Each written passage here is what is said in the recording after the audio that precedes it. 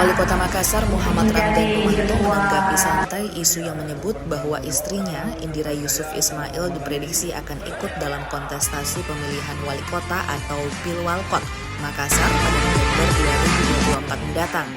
Muhammad Ramdan Pomanto, sapaan Dani Pomanto menyebut, baik dukungan yang diberikan oleh Partai Persatuan Pembangunan atau P3 kepada Indira untuk potensi pencalonannya dalam Pilwali Makassar. Dani Pomanto sangat menghargai dan apresiasi atas usulan dan kehormatan bagi saya. Meskipun demikian, Dani menegaskan bahwa keputusan untuk maju dalam Pilwalkot Makassar tidak boleh diambil secara gegabah. Dia menyatakan perlu melihat hasil survei terlebih dahulu mengenai potensi pencalonan Indira. Kita ukur potensi itu boleh orang menduga, tapi kan kita mesti ukur apakah Ibu Indira bisa menjadi representasi saya, itu belum tahu, itu nanti masyarakat yang menilai.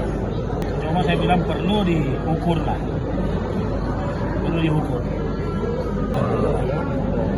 Saya ini kan fair nih, kalau masyarakat mau apa yang kita capai hari ini mau dilanjutkan, ya tentunya asumsi-asumsi orang dekat itu bisa menjadi kuat.